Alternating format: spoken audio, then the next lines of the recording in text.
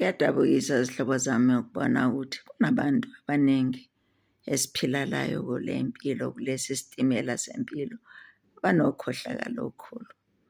Abacabanga ukuthi bahlakaniphile bona, abacabanga ukuthi umhlaba ubabhekanga. Sinibhekile, siyanibona izenzo zenu, indlela elidlala ngayo le gemu yempilo. Uzothola ukuthi umuntu uyaphila ula emhlabeni, uyakuzonda, akakukhulumisi, ukhuluma kabi, ukwenza umuntu omubi, uhambe egcona nje igama lakho. Kodwa the day mhla ufile, useqala ukukhuluma zonke lezi zinto ezinhle ngawe ekwenza ingilosi yomuntu, kukanti usaphila ubetshela abantu ukuthi unguSathane.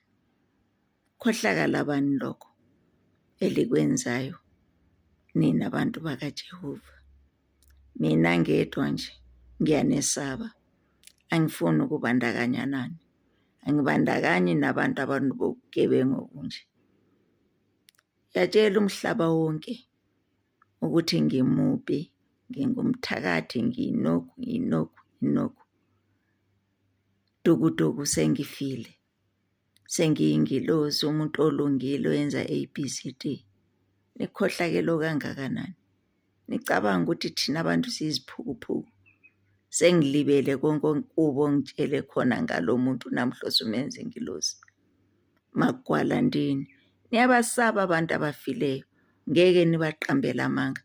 Yonke le nto ebelikade niyikhuluma ngomuntu ofile ukuthi mubi ukanje bekungamanga. Namhlanje sefile seyophuma amaqiniso ngoba niyazi ukuthi uzoninyisa uma ningamqambela amanga. Mina ngikhathele ngani bantu balomhlaba? Ngikhathele ngeneme, noThixo uyakwazi lokho. Kodwa-ke mina ngizoyifaka imiqomo nemibandela. Akekho umuntu ozoza mhla ngishonile azohlabela ama-sweet songs ngami, kukanti ade uhlabela all this manje bad songs ngami ngiphila. Ngeke ukubone lokho, because mangishona mina, it will be strictly by invitation, ukuza kwami umngcwabo. Ngulobile phansi ngakwenza konke lokhu ngoba ngikhathele ngalamasimbi eliwenzayo. Ngeke ukuthi bungangikhulumisi ukuthi sengishonile ufuna ukuzombona ukuthi ngifile ngempela. Ngeke ukubone lokho. Ayobavaliwe amagate wami. Bayakwazi nabantu abaphila lami ukuthi angidlali kanjalo. Ngile list yabantu abavunyelwe ukuza kwami umngcwabo, nabangavunyelwa ngibabhalile ngabaloba bonke ukuza kwami umngcwabo. Ngizokubonisa iziboni zenyoka sihlobo sami. Khathele mina ngalamasimba la, khathele, noThixo uyakwazi lokho. Asikho isono lapho.